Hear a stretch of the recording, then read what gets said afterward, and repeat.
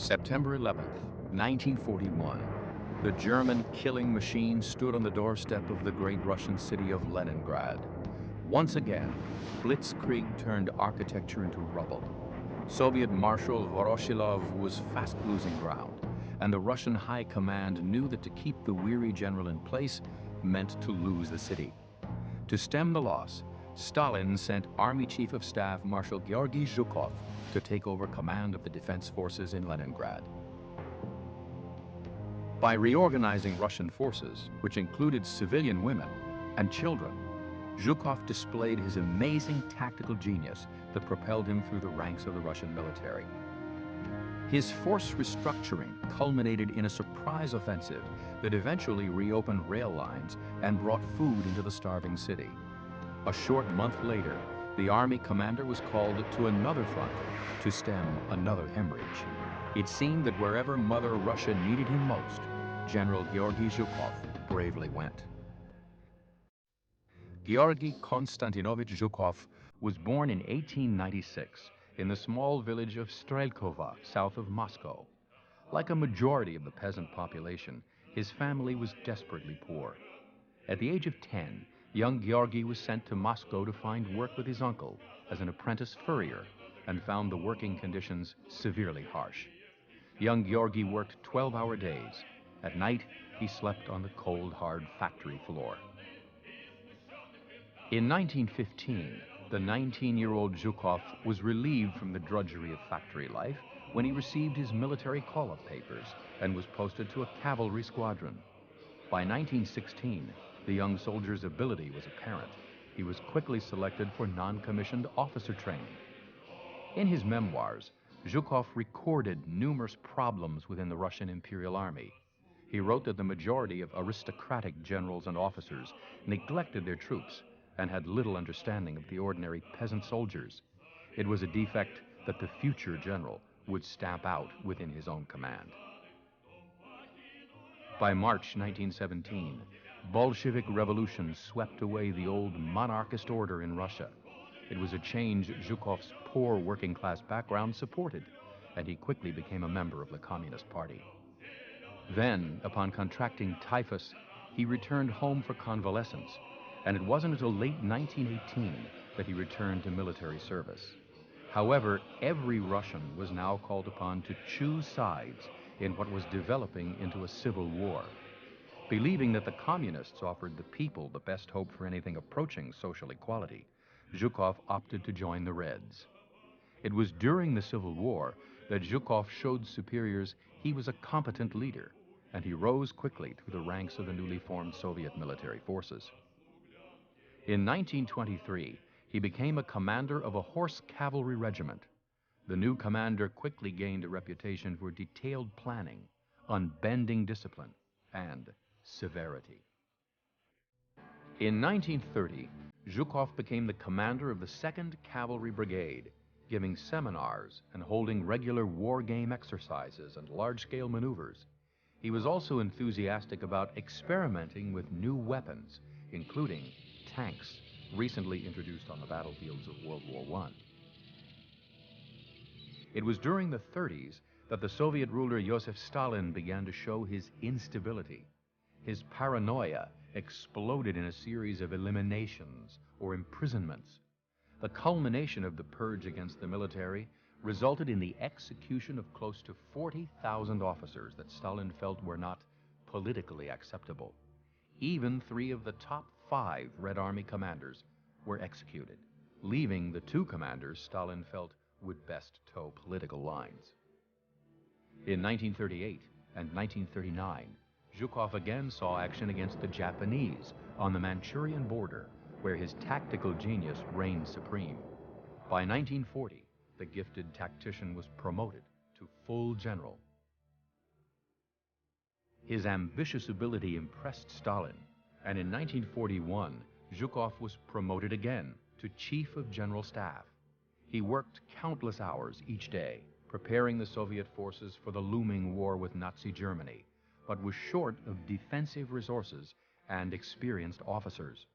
No defensive doctrine or counterattack reaction existed, because proponents of such plans had been executed for being fatalists. Plus, Stalin wanted no plans that might incite German suspicion about the non-aggression pact between the two countries, so as to gain time to plan for the conflict that he was sure would come.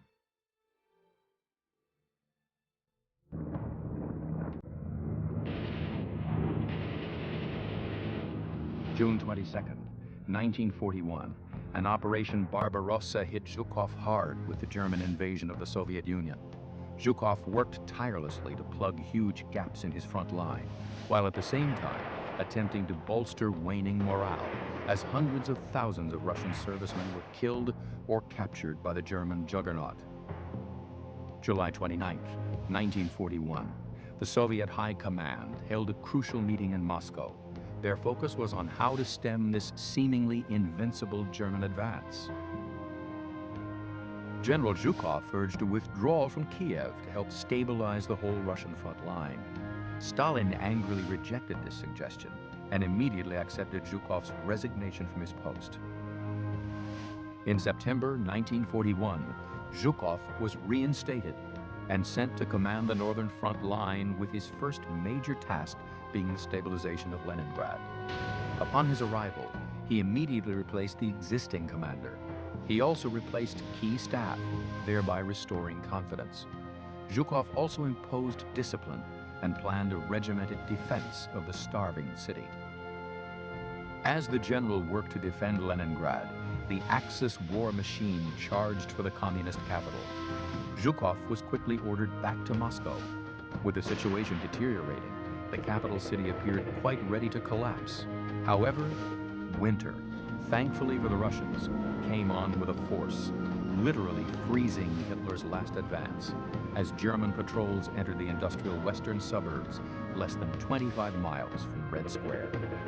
The weather gave Zhukov room to plan a counteroffensive. Very soon, the Russian general launched a minor attack, forcing the freezing Germans back across the Volga-Moscow Canal. Still commanding from the Kremlin, Stalin called for an overwhelming, massive attack on the nearly defeated German forces. Zhukov begged to delay in an effort to accumulate superior forces as well as sufficient manpower reserves. Stalin overruled and concentrated all his forces on the Central Front for the big push. In early December of 1941, General Zhukov launched the offensive with 1,500 tanks, 88 infantry divisions, and 15 cavalry divisions on a front 200 miles in length, driving the cold and under-equipped German armies backward with astonishing ferocity. However, despite Zhukov's finest effort, his warning proved to be correct, and the Russian advance stopped cold. Nevertheless, Moscow had been saved, but Zhukov knew this small taste of victory against the Axis was only the beginning of what was sure to be a long and hard-fought war. The German invaders, he knew, were far from defeated.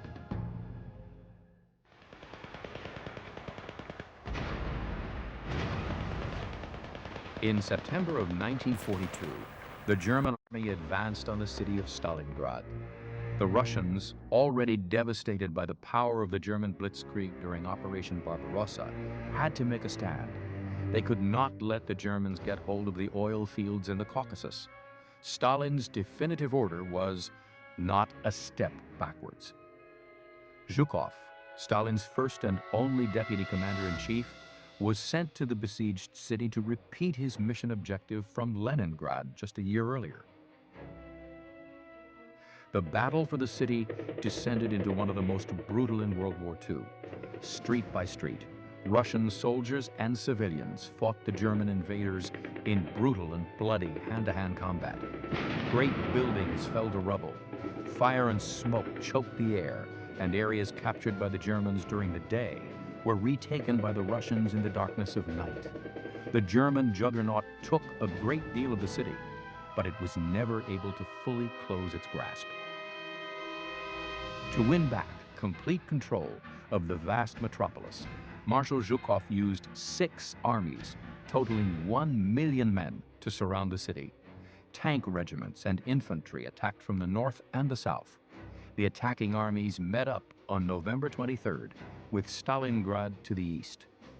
The bulk of the Sixth Army, totaling somewhere between 250,000 and 300,000 men, was now within the environs of the city, while Zhukov moved additional troops around the city. Once again, by stockpiling supplies and launching counterattacks against weakened links in the German front line, Zhukov inexorably tightened the ring around the trapped Sixth Army. The Great Red Army now had the Germans trapped in the very city they had tried to take. With 3 army groups under his general command, Zhukov coordinated another inflicting blow to the remaining enemy forces. After sustaining crippling losses, the German Sixth Army commander Field Marshal von Paulus surrendered the remnants of his army. Nevertheless, despite their victory, the Soviet casualties were colossal. Close to 1 million were lost to the German siege, with many thousands believed to have been executed by their own command for cowardice in the face of the enemy. It was not uncommon for the hardened Red Army command to force their own men to fight under threat of death from their own guns. To advance was to die, to retreat was to die. Anything to win back the city of their beloved ruler. The losses suffered by the German army in their attempt to take Stalingrad were nothing short of a catastrophe. It was, in the eyes of many, worth the Russian cost. Stalingrad was Zhukov's greatest victory, a tactical masterpiece and the turning point of the war in Europe. An entire German army group was lost in the battle, with 91,000 German soldiers taken prisoner. With such an enormous loss of manpower and equipment, the German military machine could no longer withstand the Russian advance toward Germany when it eventually came. In his anger, Hitler decreed a day of national mourning in Germany, not for the men lost in battle, but for the shame Marshal von Paulus had brought on the army, the government, and the citizens of Germany by losing so much face at Stalingrad. With the victory at Stalingrad under their cap, from now on the Russian soldier would fight harder than he ever had fought before. Yet he would only fight this way for a trusted leader, and under Zhukov's leadership, the Russian soldier fought his hardest. Zhukov was a leader cut from the cloth of a peasant. Some say he was callous and brutal, but his genius, coupled with his willingness to fearlessly face danger, endeared him to his troops and to the Russian people. After Stalingrad, Zhukov was a people's champion. Though Zhukov was now viewed as the people's defender, such regard did not alleviate his responsibility to the war effort. At Kursk in 1943, he masterminded yet another setback to the bleeding German war machine. Here, Zhukov's plan was to make the enemy exhaust itself against Red defenses and then bring up fresh reserves for a general offensive to drive the enemy back. It was another crushing blow for the Russian enemy. From July 1943 on, German soldiers were in retreat on the Eastern Front. Defeat of Germany was now on the minds of everyone. It was around this time in the war that Hitler was heard to say, "The god of war has gone over to the other side." Zhukov was at home in the field as well as in Moscow, planning the overall shape of Russia's offensive campaign. His tactical foresight saw that the massive Soviet Red Army, with a superiority of numbers, reached the Baltic Sea by August 1944, just 2 months after the American and British forces landed on the beaches of Normandy. The Allied noose was now tight around the neck of the Axis. By September, the Soviets had entered Bucharest, liberated the Crimea, and forced their way into Romania, halting on the banks of the Danube River. In late October, East Prussia was invaded, eventually the Russians surging into Poland and stopping, once again, at Warsaw. Despite his genius, Marshal Zhukov was not the only master of the Soviet Red Army. From Moscow, Stalin controlled the Great War by telephone. No Russian commander could rest for any moment, for the paranoid Soviet leader might call by phone and ask unusual questions in detail. Finally, in 1945, the fight for the city of Berlin became Zhukov's final, biggest, and most important battle. The great commander's leadership had taken the Soviet Red Army to the gates of Berlin by early 1945. Upon the Red Army's arrival on the front, Zhukov was called back to Moscow to meet with Stalin and go over his plans to take the German capital. Unlike Hitler, Stalin did at times listen to the advice of his military commanders. He let Zhukov proceed without interference. Zhukov launched a probing attack against the German defenses and was able to overrun forward German trenches guarding the east bank. The clear day turned dark as earth and rubble blew into the sky from Russian air attacks. Destruction fell on German frontline fortifications. Before long, the German Ninth Army defenses fell apart and the Soviets were through. Since 1943, the Western Allies had continually bombed Berlin. Thousands of air bomber raids killed tens of thousands of civilians.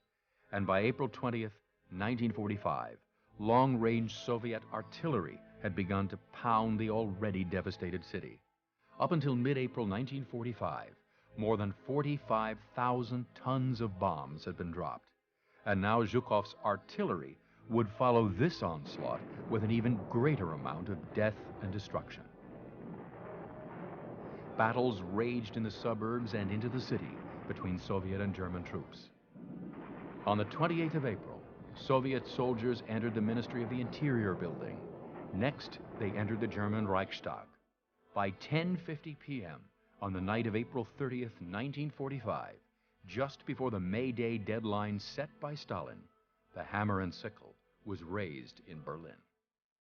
Only with the hoisting of the Soviet flag at the heart of the Nazi regime did the Second World War in Europe finally end.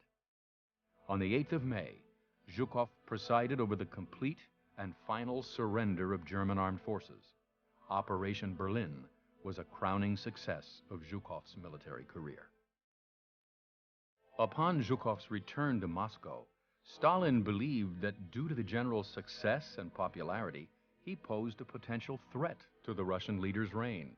As a result, Zhukov was sent away on worthless appointments, far from Moscow. With the Soviet entry into the war against Japan, it was Zhukov's armor spearheads that brought about the collapse of the Japanese army in Manchuria. When Khrushchev finally took command of the Soviet Union, Zhukov was briefly restored, serving as Deputy Minister of Defense. In this role, he formulated nuclear policy until 1957, when he was retired. He lived the rest of his life in obscurity, anxious with the regret of not having received the recognition due a great commander. Still, his death in 1974 was marked by burial with full military honors in Red Square at the Kremlin Wall. The verdict of history may judge Zhukov harshly, claiming that he bludgeoned his way to victory with virtually unlimited mass and without regard for massive casualties. Nevertheless, his application of that mass saved lives in the long run and helped shorten the war by months, if not years. In the end, the peasant soldiers and eventually the Soviet people looked upon Zhukov as nothing less than a great hero.